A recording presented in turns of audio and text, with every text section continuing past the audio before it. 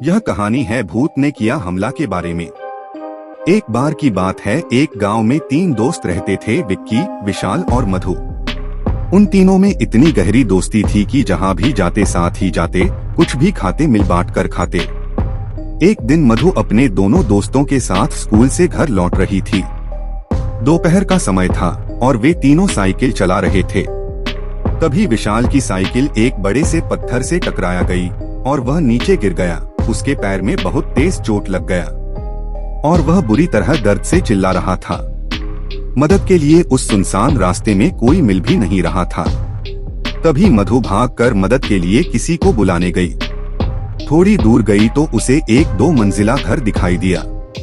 उसे लगा कि शायद वहां मदद मिल जाएगा। फिर वो वहां गई, लेकिन वहां जाकर देखी तो सारे कमरे में ताला लगा हुआ था। उसी वक्त मधु को लगा कि कोई उसके पीछे से होकर दूसरी मंजिल पे गया है और जब वो पलटकर ऊपर देखी तो उसे एक परछाई दूसरे मंजिल पर जाते हुए दिखाई दिया।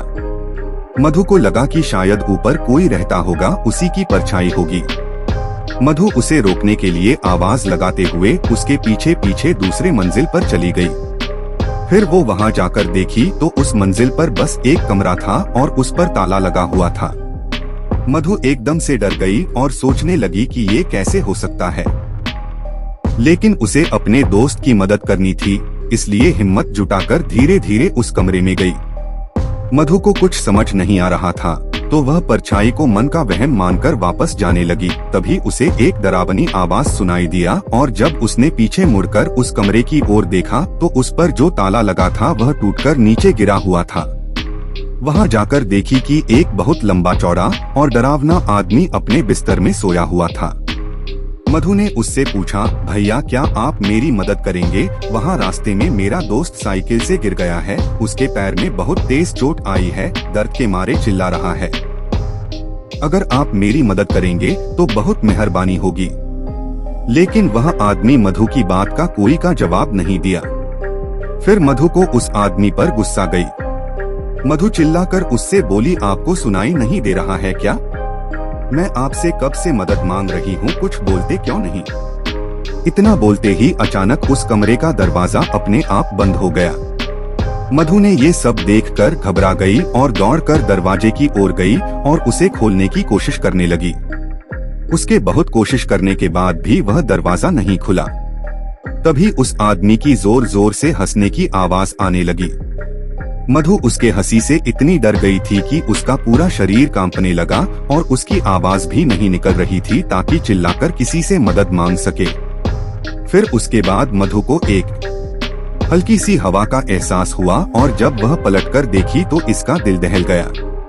वह आदमी जो कुछ देर पहले बिस्तर में सोया हुआ था और अब अचानक उसके सामने आकर खड़ा हो गया और जोर जोर से हंसने लगा। उसकी हंसी देखकर मधु को और ज्यादा डर लगने लगा। उसे एहसास हो रहा था कि आज ये मुझे जिंदा नहीं छोड़ेगा। फिर वो आदमी मधु को पकड़ लिया और उसे अपने पास खींचने लगा। मधु जोरों से रोने चिल्लाने लगी। वह आदमी उसके मुंह पर हाथ रखा और उसे नोचने लगा और उसके बाल पकड़कर घसीटते हुए उसे जंगल की ओर ले जाने लगा। इधर विशाल दर्द के मारे छटपटा रहा था और विक्की परेशान था कि मधु अभी तक आई क्यों नहीं। थोड़ी देर तक मधु की राह देखा। जब वो नहीं आई तो विक्की खुद उसे ढूंढने निकल गया। तभी एक आदमी ने विक्की से कहा, भाई तुम बहुत परेशान लग रहे हो, क्या बात है? विक्की ने उसे अपना सारा किस्सा सुनाया और फिर वो दोनों मधु को खोजने निकल गए। तभी एक जंगल में अधमरी हालत में मधु उन लोगों को मिली। उसके कपड़े फटे हुए थे और वह रो रही थी। विक्की ने उसे देखते ही गले लगा लिया और पूछने लगा कि ये सब कैसे हो गया। फिर मधु अपने साथ हुए सारा किस्सा बताया। उसके साथ हुए इस हादसे को सुनकर दोनों के रोंगटे खड़े हो गए। तभी उस आदमी ने बताया कि कुछ साल पहले बगल के गांव में एक लड़का रहता था। वह थोड़ा पागल सा था और हमेशा आते जाते लड़कियों को छेड़ते रहता था। उससे परेशान होकर लड़कियों ने अपने माता पिता से बताया। फिर गांव वालों ने उसे बहुत मारा। फिर 2-4 दिन के बाद वह उसी 2 मंजिला घर में जाकर अपने आप को एक कमरे में बंद करके चाकू मार लिया।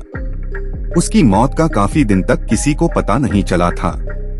लेकिन जब उसकी लाश मिली तो बहुत ही डरावनी और भयंकर हालत में मिली थी और तब से उसकी आत्मा उसी कमरे में भटकती रहती है। इसीलिए इस घर में आज तक कोई नहीं जाता है। उसके बाद विक्की ने उस आदमी की मदद से मधु और विशाल को घर ले गया और फिर ये तीनों उस रास्ते से होकर दोबारा कभी नहीं गए।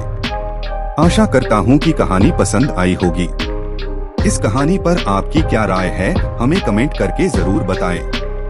कहानी पसंद आई हो तो लाइक शेयर करना ना भूलें। चैनल पर नए हो तो चैनल को सब्सक्राइब जरूर कीजिए।